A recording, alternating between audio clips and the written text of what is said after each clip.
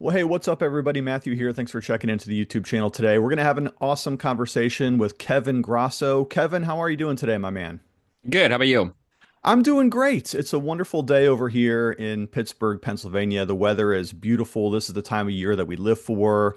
Getting to sit out on the porch on the evenings and just enjoying a marvelous season. This is really kind of the best weather for us of all the parts of the year. Now, where exactly are you in the world right now, Kevin? I am just outside of Atlanta. Oh, you are. So it's hot all the time there. Are you pretty close to the city? It's hot compared to Pennsylvania. But yeah, I'm 30 minutes east. So Okay, great. Now let's get into your origin story a little bit. We do want to talk about Biblingo, which is an incredible resource that you've developed for the study of the biblical languages of Greek and Hebrew. It's a resource that I've used myself and have recommended several times on this channel before. But let's talk about where you grew up, Kevin. Did you grow up in Atlanta, or how did you come to be where you are in the world today? yeah, I basically lived all my life in Atlanta. I did spend 5 years in Israel doing my PhD. So it's honestly the longest I've spent anywhere other than Atlanta.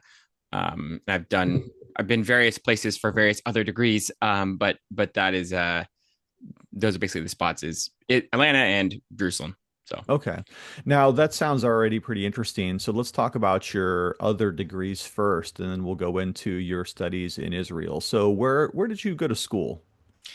yeah, so I initially went to University of Georgia in Athens, so not too far from Atlanta. And then I graduated. I actually did a semester at Puritan Reformed You Theological did. Seminary.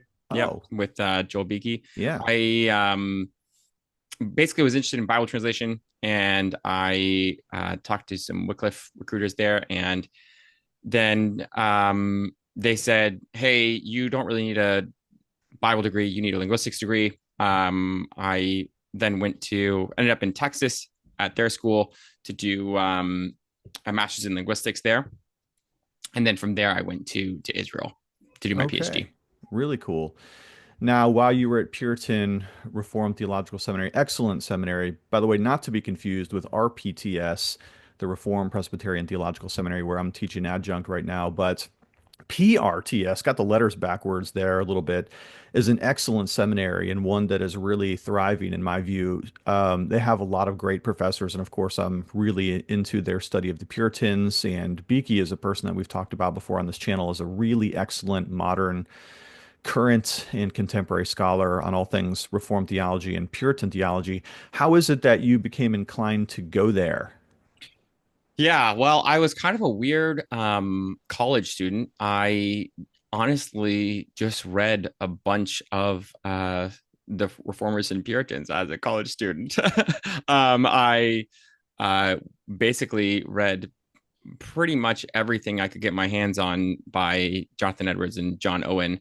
Like the obscure stuff, not just like mortification of sin and that kind of thing, but um, yeah. So I was just like intensely interested. I mean, honestly, you know, backing up to high school, um, I read this book, Crazy Love by Francis Chan, Mhm. and was just really convicted that, I wasn't living the life of a true Christian. And I kind of set me on this path to be like, okay, what does that mean? What does it mean to follow Christ in this day and age? And so that eventually led me to, you know, reading the Puritans, especially Jonathan Edwards. Religious Affections was like very, very influential for me. And so, yeah, I basically was intensely interested in that group, that era, and thought that Puritan Reformed Theological Seminary would be a good place to continue that. Um, so that's the kind of the connection. Yeah, that's great. Well, you're ringing all kinds of bells in my mind just because of my own love for Jonathan Edwards too, and Religious Affections is an outstanding work. One of the best, I think, for people that really want to read one of Edwards's more substantial, longer form treatises. There's a bunch of stuff that I recommend that's shorter than that, but Religious Affections is just powerful and deep and profound. The affections, of course, are those deeper inclinations of the soul that he likes to talk about: love, joy, fears, dread of the Lord, being drawn towards his glory. And then, of course, like all of this poured into the obedience in the life. So that's great. I did not know that we had that commonality with Jonathan Edwards. That's really cool. Now, that makes me wonder though, were you raised in a Christian home, or how abouts did you come into Christianity in the first place? Yeah. So my mom is Catholic. I grew up um basically going to Catholic church until I was about 8 when Okay. my parents got divorced, and my dad started taking us to North Point, like Andy Stanley's church. Sure. And then so I would go 1 week with him and then 1 week to the Catholic church with my mom, back and forth. So from 10 or so to through high school. So you could probably tell that those aren't the main drivers of where this is coming from. So honestly, I started reading the Bible for myself. And yeah, it's questioning sort of both traditions in that respect, that Hmm. I was a part of. And I ended up just honestly, crazy love was a big impetus for me to dig into the scriptures Hmm. more thoroughly, and that eventually led me to you know going back in history and seeing what other people thought. So even not just the Puritans and Reformers, but also the early church has been very influential for me. Obviously, Augustine is a huge one, but the Apostolic Fathers as well. So yeah, I really have it really has been kind of a journey on like this trying to answer this question. Honestly, the question that Jonathan Edwards starts religious affections with is, like I'm not going to get the phrasing right anymore because it's been a long time since I've read it. But like there's no greater concern that man should have, besides what it is, to know true religion. What Hmm. And that's kind of been my kind of driving force. Even going to Israel and whatever, I've just been, searching,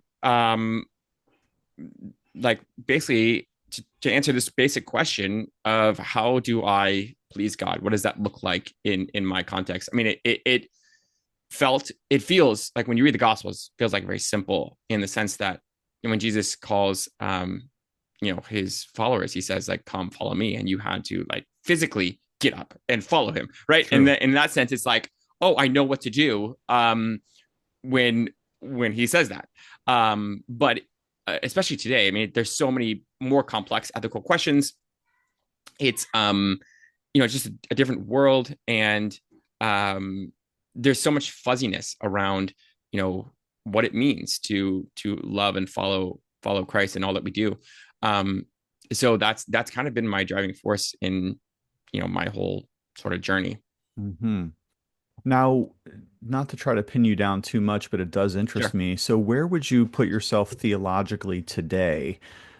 Do you lean into some of the more reformed doctrines? You mentioned your love for the Puritans. Do you describe yourself as a Calvinist, or are you agnostic on some of those Calvinism versus Arminianism issues? Or where would you align yourself today theologically? Yeah. I wouldn't. I would say that the Calvinism Arminianism debate is not a question that I am asking in the same way that it's normally asked. So Hmm. again, I you know have read through Calvin, and or not, obviously not all of Calvin, but a good Sure. bit of Calvin and all this stuff.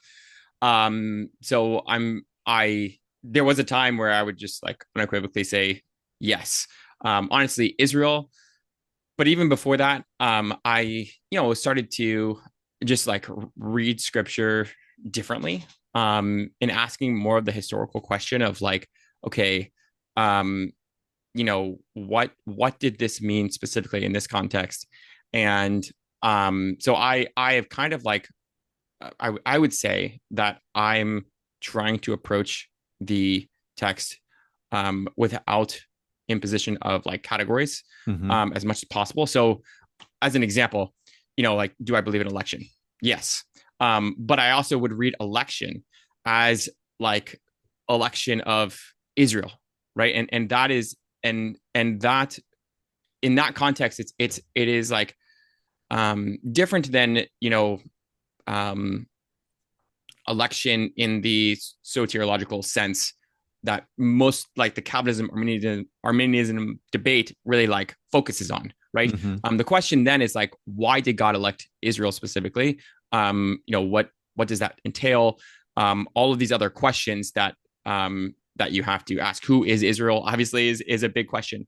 Um, but but yeah, so I would kind of view it in more of a all those questions in more of like a biblical studies framework Hmm. rather than a like theological framework now. Yeah, So that's fine.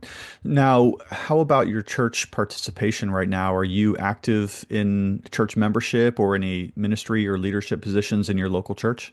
yeah, so I actually am in a member of a local Reformed Baptist church. Okay, great, great. Do you So want to say the name of it and give it a shout out, or would you rather leave it anonymous? yeah, it's Rockdale Community Church. I mean, it's just a small, 200 person church.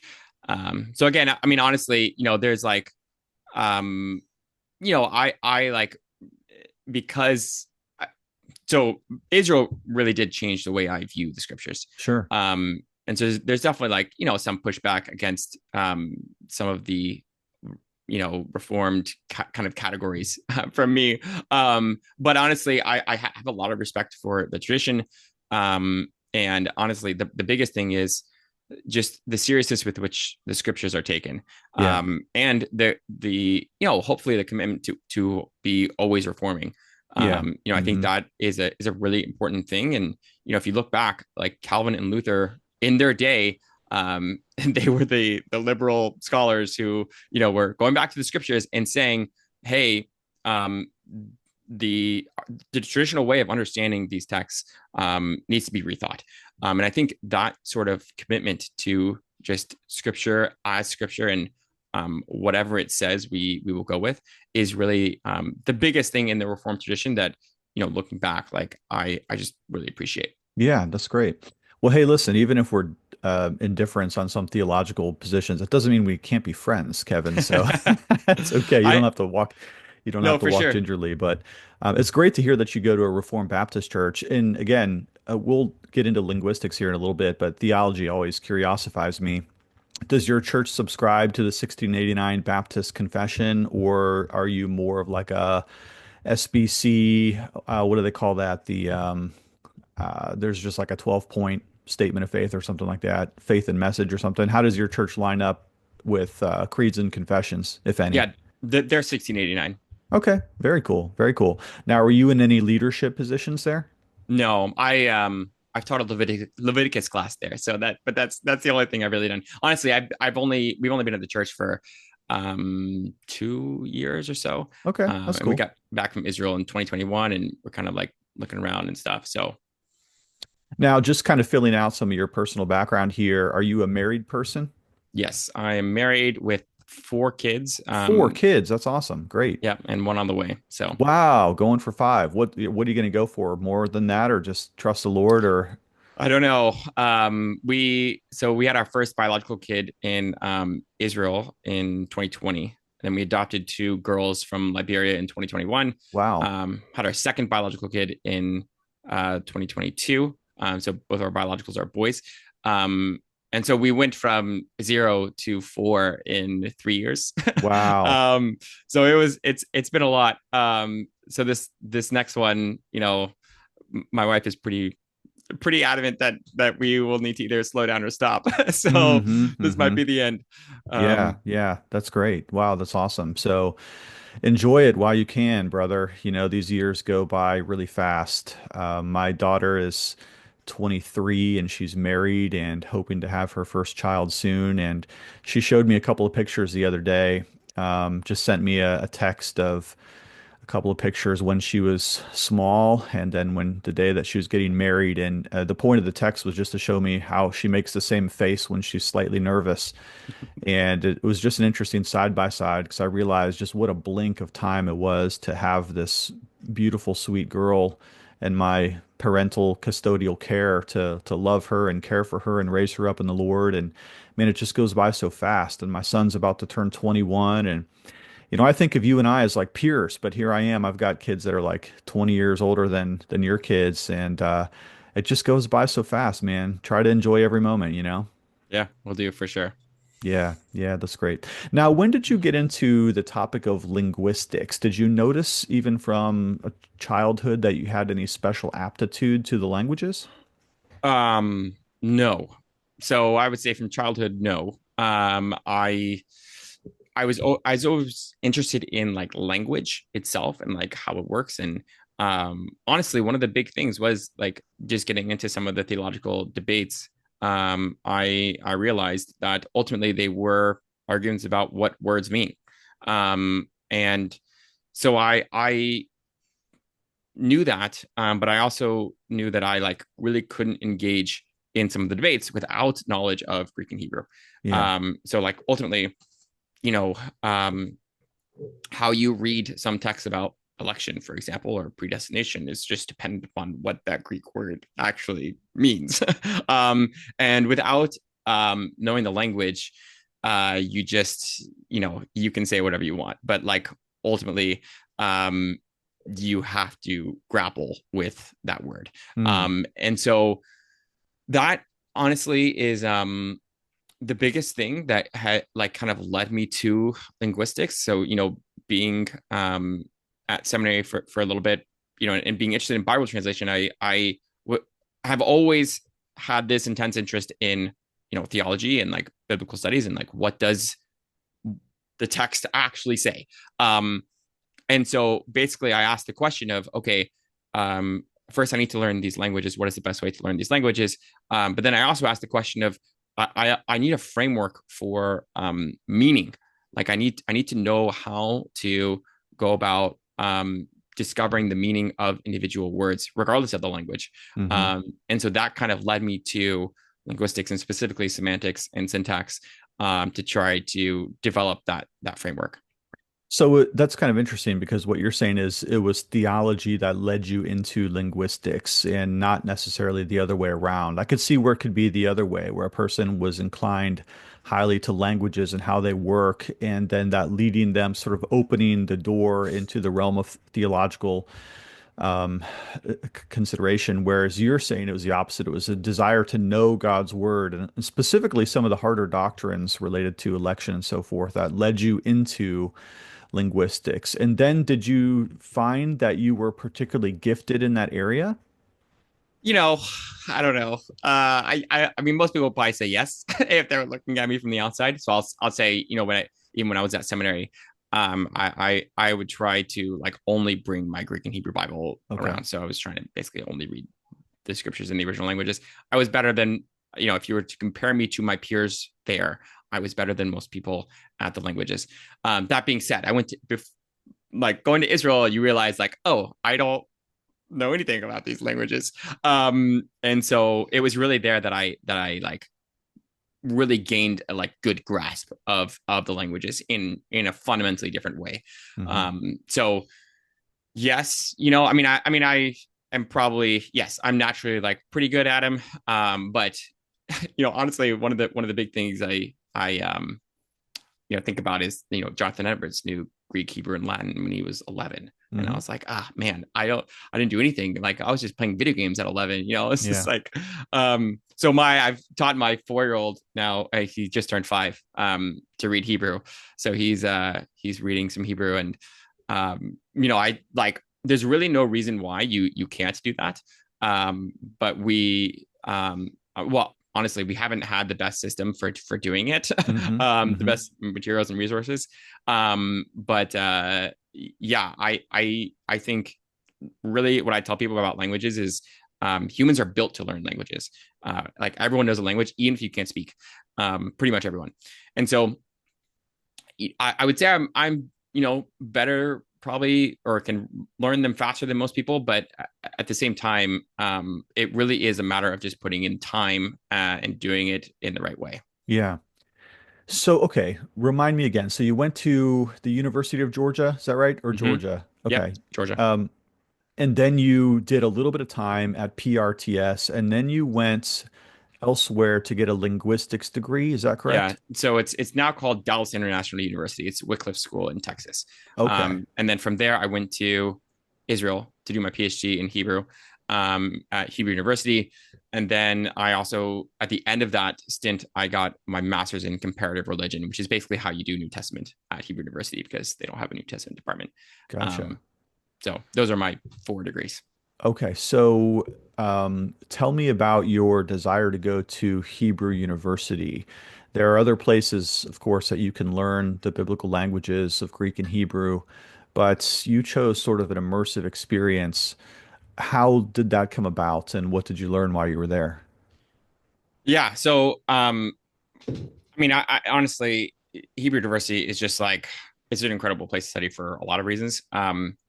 But um, so I actually applied to Wheaton and University of Chicago, and I was interested in kind of continuing. So I did my master's in linguistics. My master's thesis was on the biblical Hebrew verbal system, and I was interested in like taking that a step further. I didn't get into either of those schools, but I did get into Hebrew University. So part of it was like, oh, this is the door that's opening for me. But looking back, I'm very very thankful that I ended up there. It is just like a far far better place to learn the languages than anywhere. Um, I also took classes at the Police Institute. They're a Greek and Hebrew, like ancient Greek and Hebrew immersion school. So I would go to class, and we would only talk in Koine Greek or Biblical Hebrew, Hmm. which was again like forces you to learn the languages. So I studied there for 2 years, and then obviously I did my classes at Hebrew University. Most of them were in modern Hebrew, so I had to learn modern Hebrew well enough to get by in that arena. Um, so yeah, I mean, it really my thinking was that it was a good place to master the languages, and it's also a fantastic place for linguistics. So they have a very very good linguistics department. Again, I was interested in semantics, trying to figure out trying to develop a theory on word meaning in general. And that's kind of what I try to do with my dissertation was really develop that theory and apply it to a specific problem. So Now,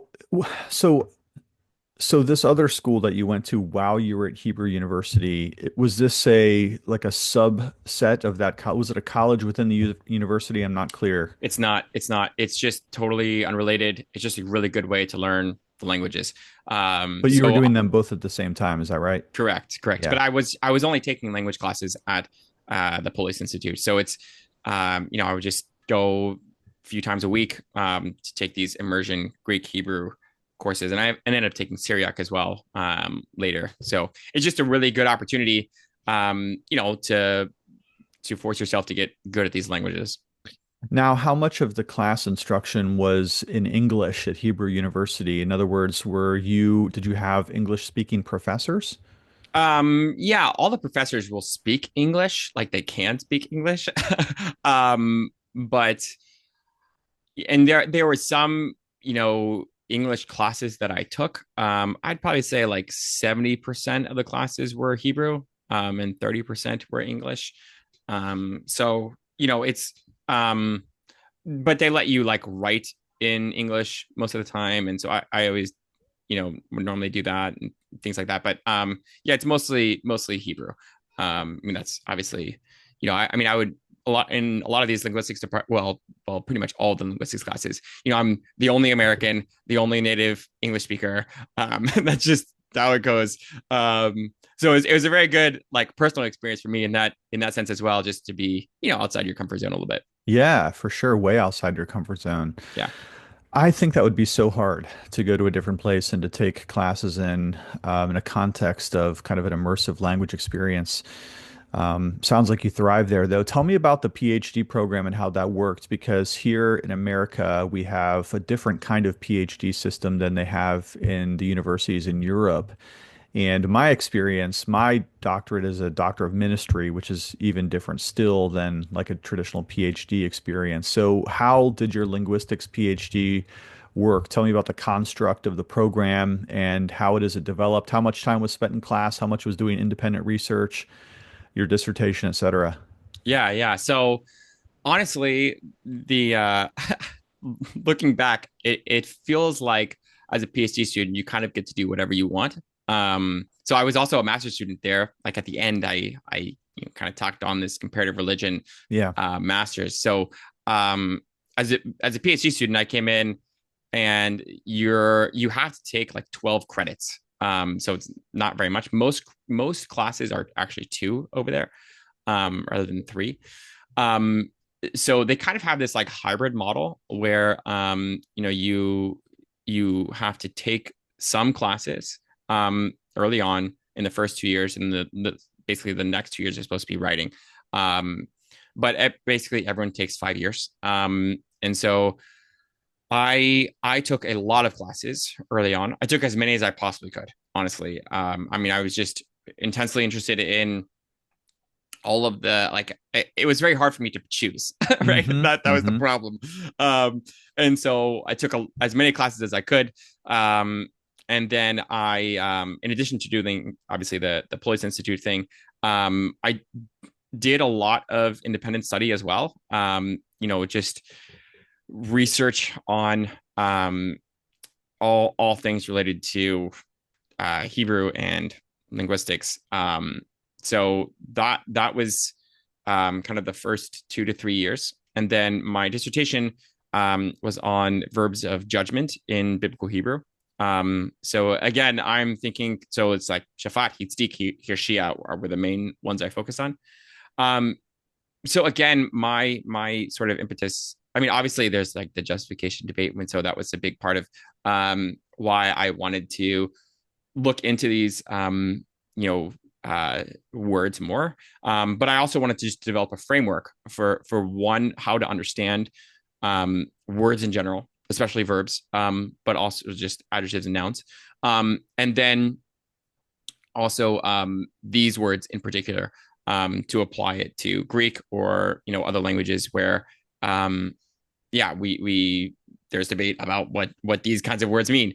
So I feel like I accomplished that goal in that I personally feel better about how I would approach these kinds of words and these kinds of questions. Now, you studied both Greek and Hebrew, and it sounds to me, and correct me if I'm wrong here, that Hebrew would be your better language. Is that right? Or do you feel a parallel aptitude in both languages? Are you competent in both, or do you lean into Hebrew more than Greek? Um, I don't know. Yeah, I mean, it's pretty comparable. So right now I'm finishing up a grammar in Greek. So I don't know why. Well, basically in Biblingo we have a few more Greek users than Hebrew, and so I've been writing this grammar in Greek. I would say um I would say I'm maybe a little bit better at Hebrew, but feel very comfortable in Greek. Hmm. Honestly, the Police Institute um, is I took 2 years of classes in both over there. And what I tell people is I don't discriminate, and I think you need both. Like regardless of what you're doing, you basically need both. So I've tried very hard to get good at both of them. Yeah, it does seem to me that people tend to incline towards one or the other language. For me, Greek comes far more naturally than Hebrew to me. I think it's because my Hebrew study was later in life, and that language acquisition device in the brain begins to shut down at about age 11 or 12. So it's very hard for older people to learn the languages, though you're doing something about that with Biblingo, and we're going to talk more about Biblingo here as we go. If you're not aware, to the viewer, Biblingo is an app that you can get on your phone or you can do it on your desktop, and it takes you through learning the biblical languages of Greek and Hebrew from the very basics. In the first couple lessons, you're just working with the letters and their sounds, It has pictures and videos to go along with it. So it's a very kind of a gritty, natural way to learn a language as opposed to sitting down and looking at verb charts or something like that. So it's a really genius idea. And we're going to get more into Biblingo as we go through here. But I think, Kevin, that it's kind of a right brain, left brain thing about why people like Hebrew better than Greek or Greek better than Hebrew. Sometimes I ask our seminary students at the seminary RPTS in Pittsburgh which they like better. Often they'll tell me they like the one that they learned better first. And Mm. so it's kind of a first come, first serve thing. If they took Greek before Hebrew, then they tend to like Greek better. If they took it the other way, they tend to like Hebrew better. Was that your experience, or were you inclined to both of them? Yeah, I mean, I took Hebrew first in college, but um I knew I needed Greek, so I just started doing Greek on my own. And yeah, I really think yeah, for me personally, I like both of them, and I will just intentionally try to get good at both. So I mean, one of the biggest things is like you have to get to the point where you can like read comfortably and it's not Yeah, like a burden. yeah. And so, now I'm reading through the Septuagint and reading through the Bible and reading through the New Testament, the Apostolic Fathers and Dead Sea Scrolls. Like I just do it all in the languages. And so if you just like work in enough variety of texts, you're just gonna get good enough at both. But I think the hardest part for most people is getting to the point where they can read like that, where Hmm. you can read and you can get better at the language while enjoying reading. Most people don't get there. And so reading is laborious and it ends up becoming more of a chore and more of like a study thing, which is fine. But it just makes getting better at the languages much, much harder. Yeah, that's true. Now, while you were at Hebrew University, did you find that some of your professors were believers? And if so, what religions were they, what positions were they teaching from? Yeah, I didn't have any Christian professors. No. Okay. So they were all Jewish. Some of them were more well, some of them were religious and some of them were not. But definitely all Jewish. Were there any Muslims that attended Hebrew University or no? Oh yeah, yep. It's you.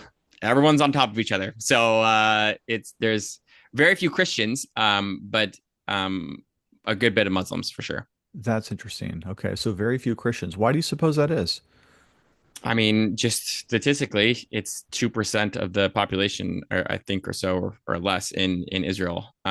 So it's just a Muslim Jewish dominated area right now. Yeah, yeah. So So the student body just basically reflects the demographic population of the city. yeah, so in the international school there are actually a good bit of Christians. So but you don't like I wasn't in the international school because you can't do a PhD through them. And so and it's all taught in English. Um, so yeah, there are a good bit of especially Korean students coming to Hebrew for like Christian students for Hmm. studying Old Testament. But in terms of the normal school, like basically no one. There's like a handful of PhD students, maybe Christians who were just like kept going, but very very few. I mean, no faculty. I don't know if they have a single faculty member that would be Hmm. Christian. Wow. Um, but Now, while you were studying the languages, this may sound very exciting to some people, sort of Indiana Jones-ish.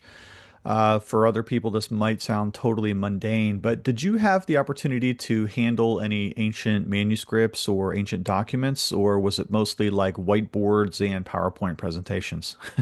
yeah, I didn't actually handle any. I think I actually had there was a Syriac class that I almost took that we in which we were going to do that, but I ended up not being able to take it. So over there they do have a lot of manuscripts, so you Sure. can. Yeah, it's pretty Um, exciting. Yeah.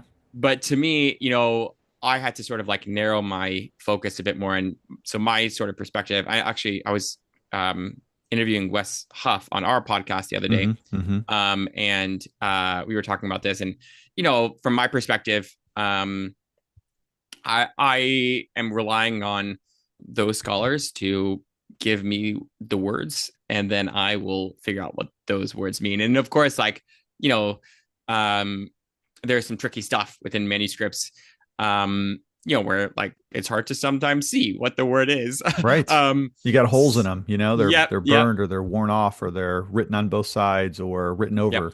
yep. So, but at the same time, I was like, well, I can't do everything. I'm gonna stick to my lane over here for the most part. And obviously there's some like basic stuff. The interchange between Fav and Yod is like, okay, I can check a manuscript, to see, if it's important in that respect. But I have focused more on give me what the word is, and I'll tell you what it says. Yeah. Now, speaking of Wes Huff, I was going to ask you about him anyways. Man, has he blown up since the Rogan interview? Did you know him before that? So we actually had him as an affiliate back in August. And so, I just like we communicated very briefly over email or whatever. I think when he joined, but I didn't know him. I still don't, know him. But yeah, he's gotten huge, and so he just came on our podcast to talk about apologetics and what he's doing with biblical languages, because I know he's you know, thinks that biblical languages are really important, which they are. So, Yeah. Yeah. yeah, it was a fun conversation. Yeah, very cool. Is he still an affiliate with Biblingo or no? Yeah, yeah, That's great.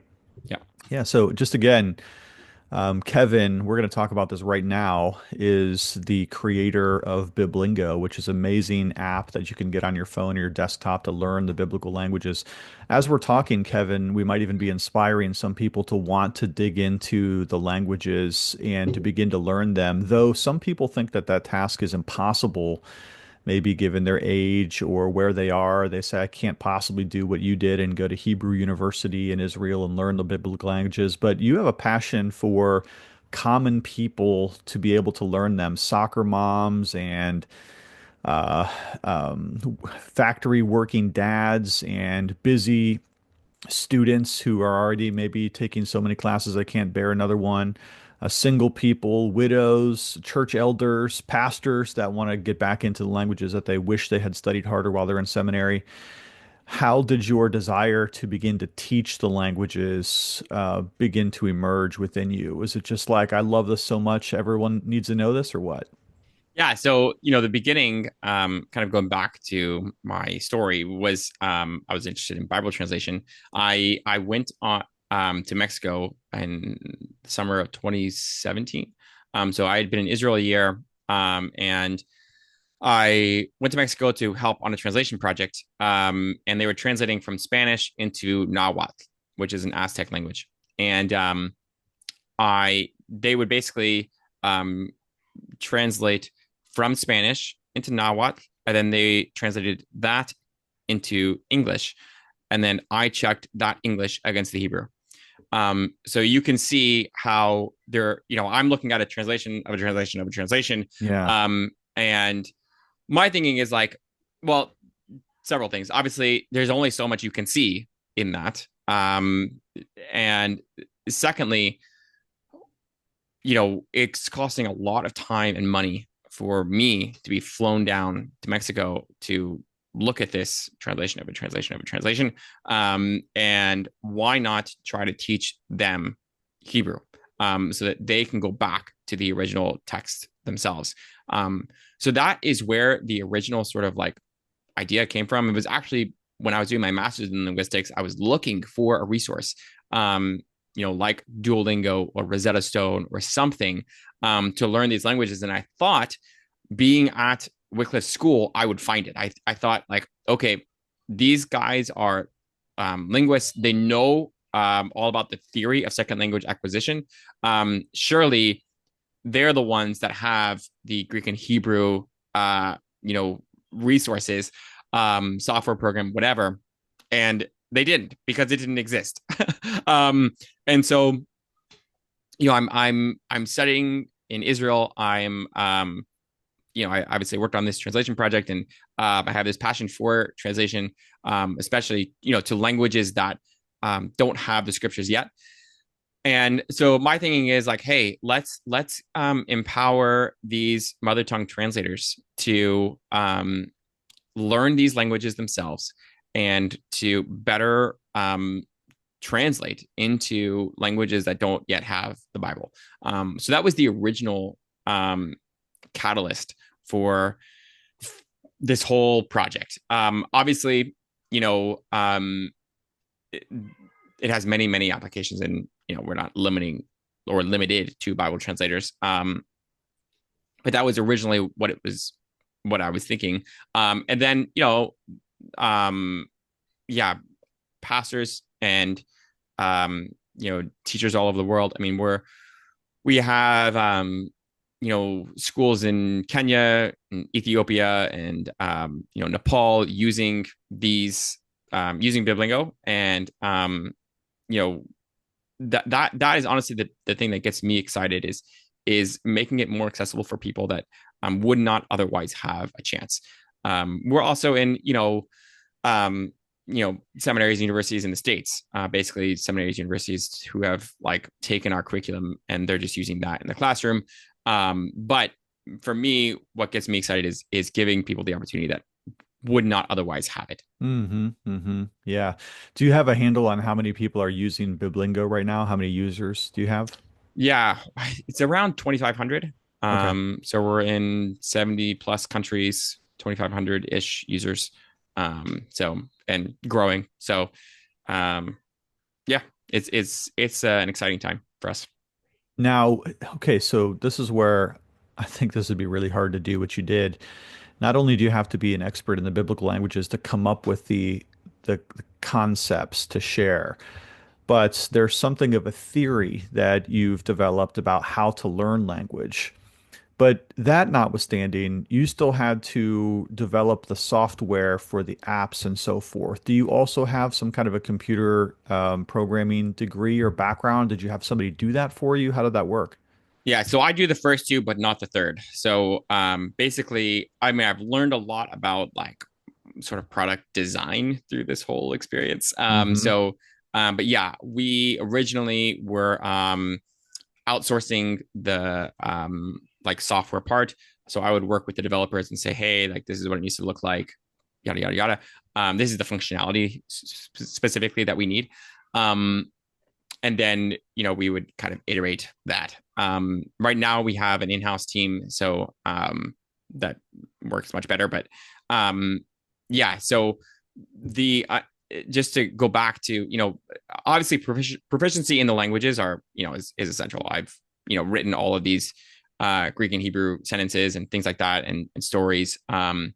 So that part, the other part, the second language acquisition part, it's really me just taking the research that's already been done in that field, which is it's a subfield of linguistics. It's a lot of it is actually pretty basic stuff. It's just that people don't know that literature. So within the like seminary world, there's kind of this like default to learning these languages the way that we've always learned them, Hmm. or at least we've learned them in the past, recent few years. They didn't always used to be learned this way, but I think the so it's sort of the grammar translation method has just been the default for a while, and there's just a literature on the most efficient way to learn any language, and so basically I took that literature, took my own experiences, obviously in an immersion context, and kind of built this.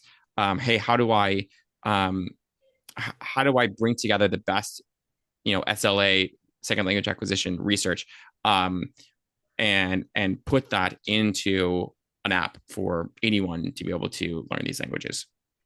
Well, let me just take a stab at describing this for the viewer or the listener who's maybe not sure what we're talking about here. So tell me if this is fair. I'm going to oversimplify this, Kevin, and tell me if I've got this right. If you were to take a language in high school, like Latin or Spanish or French or German, in the first couple of weeks, they're going to be giving you long vocabulary lists. They're going to be giving you verb charts. They're going to be talking about tenses and things like that. And it's a very mathematical way to learn how to learn a language in the similar way that if you take algebra class, you learn the rules and the orders of operation and so forth in very kind of clinical and almost scientific approach, whereas a much more organic approach to learning a language would be to start learning a language as a child does. Now, you never show a child a chart or a verb conjugation set or something like that, but children learn languages by starting with the most basic words like mommy and daddy and so forth, and then acquiring more and more complexity as they are able to articulate and understand the concepts. When I was using Biblingo, the app, and practicing some of the lessons and things like that, so I could share with some of my viewers how beneficial it is, I noticed that it's much more like the second style of learning, a child age up sort of approach with pictures and sounds and repeat after me's and all that kind of thing, rather than charts and conjugation sheets. Is a good way to describe the difference? Yeah, for sure. So I mentioned earlier, my 5-year-old can read Hebrew. Again, that's not like it looks impressive, right? But really, it is really a fundamental difference in how we're approaching language learning. So my 5-year-old does not know what a noun is, and that's okay, right? Hmm. And he Hmm. could not. It would be impossible for him to work through basics of biblical Hebrew and come to any sort of understanding of Hebrew.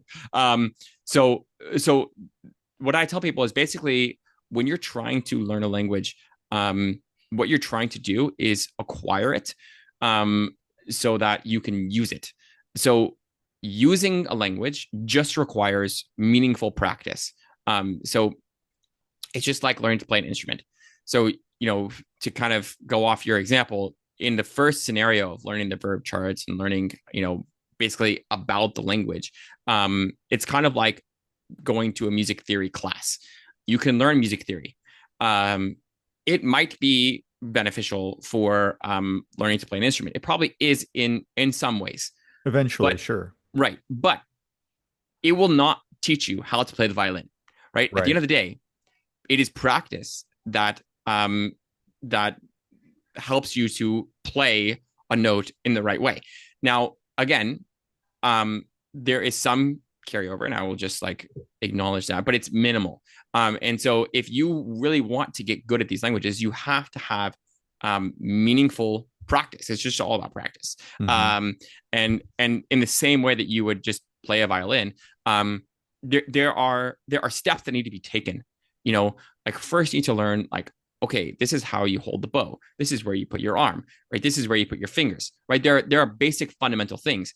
That's the alphabet, right? There are basic fundamental parts of a language that make up every single word, right? You need to learn that. You need to learn it well. Okay. But as you progress through playing the violin, you begin to say like, oh, okay, now this note, like I can hit this note every time, right? Well, I can do the little vibrato thing to make the note sound really cool, right? So that is a further step, right? So language learning is very, very similar in that you basically have to have a system where you start out with those micro steps where anyone can do it. I mean, again, my 5-year-old now just took all these micro steps to the point where he can read Hebrew because he was given the right step at the right time, and then he just practiced. So it really is that simple. Honestly, I think learning anything is that simple. Any sort of skill, you need the right sort of progression, and then you need just to put in time. And of course, we can argue about the right progression there, and then that's where all the research goes into it. It's the SLA research. There's definitely theories about the right progression and all those things, and we've had that kind of baked in. At least our understanding of the literature. But even if you aren't as efficient as possible, if you practice enough in the right way, you're going to learn Mm-hmm. these Mm-hmm. languages. Yeah, yeah, that's great. Now, you guys at Biblingo have a couple of other exciting announcements that have just recently come out, and your email news blast that just came out. You want to share some of that? Oh, now I have to think about what I don't do the emails, but can Okay. you tell me what email you got and what it said? Um, is there any breaking news about college courses or credits or something to that effect? Yes, yes, yes. So, yes, I am basically right now teaching a course at Southeastern University. So this is like an asynchronous course that you can take for college credit. So high school students, college students, graduate students can do this, get college credit from SEU. The other thing is that SEU has like sort of recognized our curriculum as you know degree or credit worthy, in the sense that if you do your if you complete our lessons and articulate at SEU as a student, as like a degree seeking student, they will just count your work with us as credit. Um, so they'll just say, hey, you've done 13 lessons in Biblingo. That's enough for a 3 credit class. That's cool. So yeah, it's pretty fun. I think I mentioned earlier we are in a number of seminaries, universities, anyway, but what this gives us is more legitimacy and allowing other users. I mean, we've had a lot of users who are taking seminary Hebrew or Greek at the same time while using Biblingo, because like they need the credit, but they see the value in our approach. So this gives them another option to just say, hey, like you can take the course with us, transfer your credit, and finish your degree wherever you want. Yeah, that is so cool. I really appreciate that. Well, we're going to post a link in the description of this video to where you can hop on and try out Biblingo. You have trial periods that you can do. Of course, there'll be a discount code in the description of this video. So if you want to try that, of course, I am one of the affiliate recommenders of Biblingo. I've used it myself to great benefits. Wish I had had the Hebrew version of it earlier on when I was kind of slogging through the Hebrew language. I think that would have been very helpful to me back in those days. But even as a pastor today and one who still values the biblical languages, I really like these kinds of tools that are available for very minimal cost to be able to sharpen our skills. I still love Greek. I still struggle with Hebrew, though, to be honest, Kevin. I hope you can appreciate the struggle. But for those who see the value and want to know more, it's a really cool way that you can study the biblical languages on your own without the exorbitant costs of maybe a seminary education or the rigor of moving to Hebrew University in Israel. But Kevin, it's been an amazing time to chat with you today. Do you have anything else you want to share with the viewers today before we sign off? I don't think so. I mean, one other thing that just came to mind was, I know there is this, and you had kind of alluded to this, this age thing. We actually recently had a 70-year-old complete all of our Hebrew lessons, Wow, and she is reading the Bible in Hebrew now. man, that's Um, so great. so I would just, encourage you. You are not too old or too young. If you're between 5 and 70, you can do it. And honestly, give or take a few years on either end of that. So, I just encourage you. It really is as simple as practice, put in the time, and there are. I mean, you know this as well, right? But there are great rewards for putting in that time. It really is something I tell people.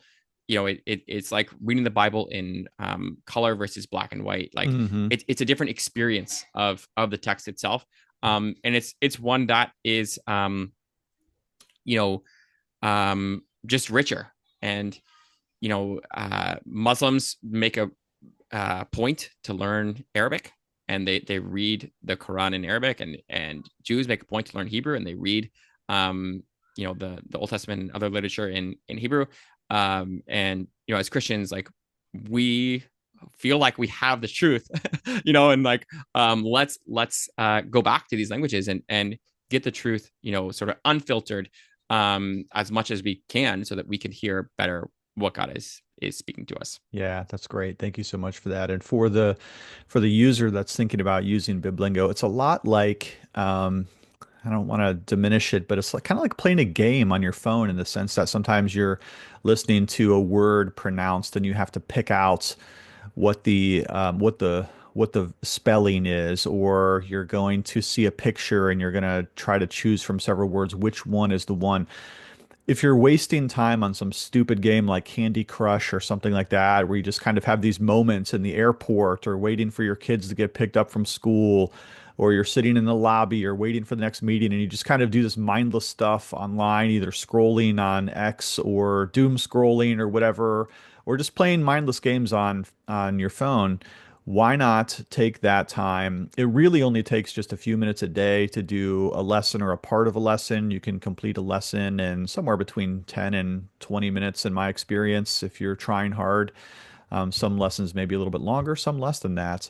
But why not delve into the Word of God in the original languages? It's a beautiful resource. Biblingo, thank you so much for developing that, Kevin, and thank you so much for joining us on the podcast today. That's it for me, everybody. Matthew Everhard here, pastor of Gospel Fellowship PCA and adjunct professor at RPTS, the Reformed Presbyterian Theological Seminary in Pittsburgh. Love to have you in class sometime. Thanks for checking in, everybody. Love you lots, and we will talk to you later.